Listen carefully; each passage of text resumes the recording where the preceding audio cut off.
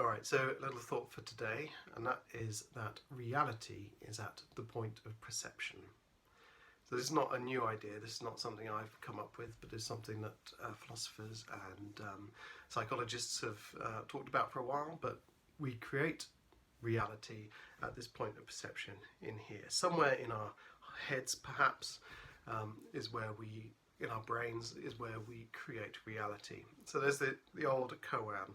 If a tree falls in the forest and there's no one around to hear it, does it make a noise? Similarly, if the universe exists but there's no one around to perceive it, does it really exist at all?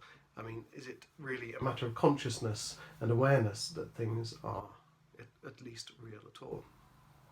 So reality exists at the point of perception, and we perceive things somewhere in our brain, perhaps somewhere there is a kind of spiritual understanding of where we are and what this world is that we're in, but it is taking place in the same space. It is being made real in the same space that our dreams are being made real, our imagination, all our memories are stored, all our kind of hopes and thoughts about the future, and it is being influenced by all of these things. So for example, our experiences influence our perspective on reality. So if you are, this is a metaphor I use all the time, but if you are allergic to bee stings, for example, you're going to have a very different perception of bees to other people. Other people might say, oh look, aren't the bees enjoying the flowers and they're going off making lots of honey, whereas you're looking at bees thinking, oh my god, there is like potential death there. And this is the same with everything. My personal experiences relate to my perception of the world. We create this narrative, this story in our heads that influences our perception of the world and also our place in it. So if we have consistently failed or been scared to try, that's going to affect our perception of what is possible in our lives, what we can achieve, who we are, that kind of thing.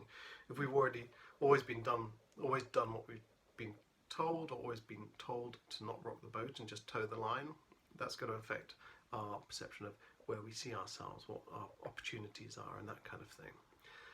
So we need to kind of start to recognize our stories and to recognize that our perception is the way that we experience reality. It's how we make reality, through our perception. And when we can start to change our perception, we can start to change our reality. So have a think about the stories you tell yourself. Have a listen to the words you use. Have a look at, a good way to do this is have a look at your Twitter feed or your Instagram feed. If a lot of your stories or a lot of your tweets or a lot of your Facebook posts are all negative and complaining about the world and complaining about how awful your life is and how everything just sucks, then there's a very strong negative narrative that you're telling yourself and the world about you. And this is going to affect the way you perceive reality. If, on the other hand, you're focused on the things that are going right, you're showing a kind of sense of gratitude for, yeah, okay, I know Donald Trump is the Antichrist, but the sun is shining and it's a beautiful day outside and I'm going to forget about all this and I'm going to go and plant some vegetables in my garden or something. It's a very different story you're telling yourself. So try and consciously shift your story in a direction that suits you and see how that influences your life. See how that influences your reality. Because reality is not just about perception, how we interpret things, but our perception does actually affect the way we interact with the world. And when you change the way you interact with the world changes in response to you. So I always keep saying, if you step up to life, life will step up to meet you. If you go around giving off a particular energy, life will reflect that energy back towards you. And it's a bit of a vicious cycle as well. If you're constantly feeding yourself negativity and reinforcing this negativity in the language you use, that's going to be reflected back in the life, your experience of the world and the reality that you see. Whereas if you're kind of focused in more on and tuned in more on this positivity of what could go right instead of what could go wrong, then that's going to have an impact on your reality as well. So there you go, there's a little thought for today while I've got my camera set up.